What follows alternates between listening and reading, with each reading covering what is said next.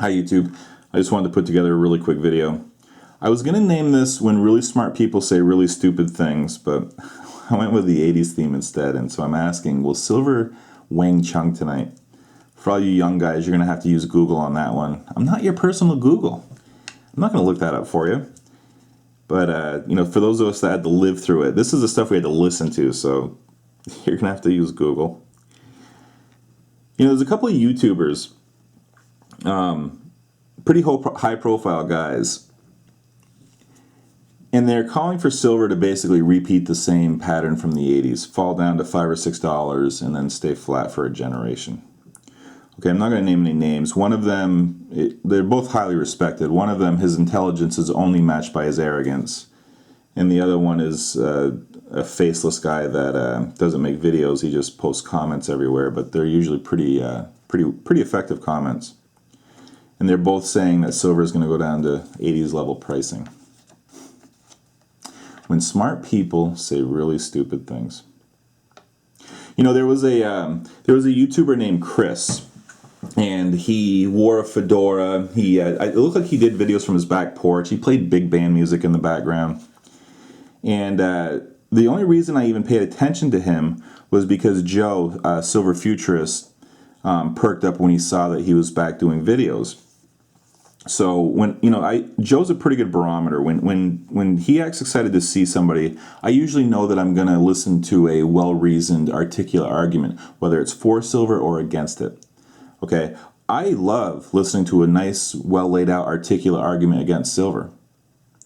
When guys will come out and start by saying, "You guys are all retarded," well, right then and there, I'm not going to listen to a word. Okay, because they're just not effective at laying out an argument. When you start an argument by insulting somebody, you're not going to listen to what they say. I'm not. I mean, maybe you guys will. I tune them right out. But if somebody wants to lay out a well thought out case, I'll listen to it every time. Okay, and he was one of those guys. So he was definitely anti-silver. And so I watched a couple of his videos, and somebody popped up and said, "Hey, weren't you one of those silver to 500 guys just last year or 2 years ago?" And he was clearly embarrassed. Okay, he sheepishly replied, "Yeah, well, a lot of us were caught up in that." When really smart people say really stupid things. So here we are at the top of silver, okay, and this guy Chris, who Joe Silver Futurist has a lot of respect for, was screaming that silver was going to the moon and going to 500. And now, with silver at a low, he's calling, for everybody to get into the stock market. And it brings us back to our buddies. Not going to mention any names. One of them is arrogant. Calling for $6 silver. Do you realize what $6 silver would be in 1980s prices? $2.12. So he is literally saying that silver is going to go back and be cheaper than it was in 1980. Forget about the industrial applications. Forget about the cost of pulling it out because oil's so high. Oh, well, according to this guy, the production price doesn't matter. Okay, well, whatever. Okay? $2.12 is what he's calling for in 1980s prices. Already, buying silver today is like buying silver for $7 in 1980. When Paul Volcker was doing everything in his bag of tricks to combat inflation. Now we have a Fed chairman, which brings me to yesterday's great announcement. Sarcasm. We had a Fed president in 1980 who was combating inflation. We have a Fed president today who is doing everything to create inflation. And we're calling for 1980s prices, as if nothing is different. As if there isn't a green energy movement with solar panels.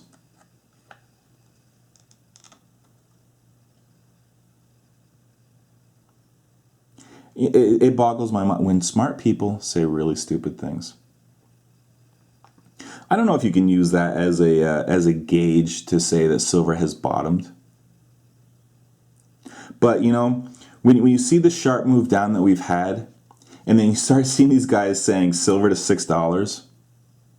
It really is no different than when silver was at $50 and the fedora guy was calling for $500.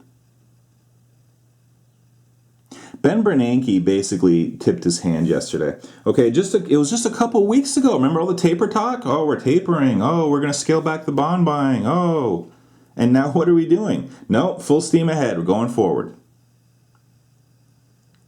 We're tying QE to unemployment. Here's my favorite circular argument. Love this. Love it. I love this argument. Pound on the table. We are tying QE to the unemployment rate. Guys, when will businesses hire? When they have money? No. Cash levels at corporations is at record levels. They're hoarding their cash. Why are they hoarding their cash? Because there's no demand for their products. Okay? There's no demand for their products. Why is there no demand for their products? Because the average middle class family is being squeezed by the high prices of energy, by the high prices of groceries, by the high prices of health benefits, by the high price of tuition. Even though they say there's no inflation, sorry, don't buy it. There's no inflation. I don't even know where there's no inflation. There's inflation all around me. The average middle class person is getting squeezed. So there's no discretionary income for all the things that businesses produce. There's only money for the necessities. Why is there no money for the necessities? Because of QE. They won't allow prices to come down. So here you have businesses, they're not giving out raises, they're hoarding their cash, and they're not hiring. And somehow Bernanke thinks that more printing is going to answer this. That more, Congress thinks that more debt spending is going to, the cure for a debt problem is more debt. It boggles my mind. If you can't see that the world is much different today than it was in 1980, I really don't know what to tell you. But you know what, in all honesty, sometimes really smart people say really stupid things. So will silver do the Wang Chung tonight?